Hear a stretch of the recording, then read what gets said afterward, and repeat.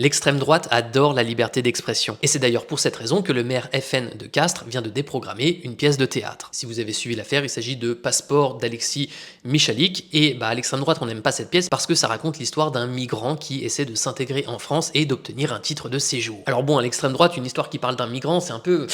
Oh, bon voilà, on n'aime pas ça. Et le truc, c'est que le maire de Castres, là, Florian Azéma, il s'en cache même pas, hein, il le dit ouvertement, s'il a déprogrammé la pièce, c'est vraiment parce que il est pas d'accord avec ses idées. Mais il se défend de toute censure, hein, parce que c'est pas de la censure, c'est simplement un choix culturel. Bon, personnellement, quand on est un élu politique et qu'on empêche à une pièce de se jouer juste parce que ses idées ne nous plaisent pas, je trouve que ça ressemble quand même beaucoup à de la censure. Néanmoins, je trouve que c'est très bien que le maire FN de Castres il ait fait ça parce que ça nous rappelle ce qui se passe quand on confie un peu de pouvoir à un parti extrémiste. Et justement, ça me permet de vous parler d'un petit texte qui s'appelle Matin Brun. Alors, c'est vraiment, je crois, la nouvelle par excellence qu'on étudie quand on est au collège ou au lycée, mais cette histoire m'y a fait penser. Parce que vous pourriez vous dire, oui, bon, voilà, cette pièce à Castres, on peut pas la jouer, mais bon, on s'en fout, ils l'ont interdit, tant pis. Et justement, dans cette histoire, l'auteur nous montre ce qu'il en coûte de penser comme ça. Parce que ce qui se passe dans Matin Brun, c'est qu'un beau jour, le gouvernement décide d'interdire les chats qui ne sont pas bruns. Donc si vous avez un chat qui n'est pas brun,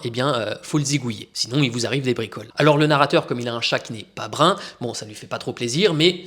Bon il tue le sien et il va s'en prendre un autre. Mais ensuite le gouvernement va plus loin, il s'attaque aux chiens. Désormais ce sont les chiens qui ne sont pas bruns qu'il faut zigouiller parce que voilà, si vous avez un chien qui est pas brun, c'est pas bien. Donc le meilleur pote du narrateur, il avait un chien qui était pas brun, qu'est-ce qu'il fait? Il le zigouille. Ça lui fait pas trop plaisir, mais bon, allez, on se conforme et puis il en reprendra un autre et voilà. Sauf que après ce qui se passe, c'est que le gouvernement est quand même embêté par le fait que même si vous avez changé de chien et que maintenant vous avez un chien qui est brun, c'est pas très cool par le passé d'en avoir eu un qui était d'une autre couleur. Donc on change la loi et maintenant le simple fait d'avoir eu un chien qui était non brun par le passé fait que on peut venir vous chercher, toquer à votre porte là et puis vous emmener on ne sait où. Et ensuite, ça va encore plus loin. Vous pouvez avoir des problèmes non pas parce que vous avez eu un chien qui était non brun par le passé, mais simplement parce que vous connaissez quelqu'un qui a eu un chien qui était non brun par le passé. Et bref, dans cette histoire, en fait, les citoyens ne s'opposent jamais aux décisions du gouvernement. Et au début, en fait, le narrateur, ça l'embête un peu, évidemment, qu'il y ait ces lois qui soient promulguées, mais bon, il trouve que c'est pas assez important pour se rebeller, donc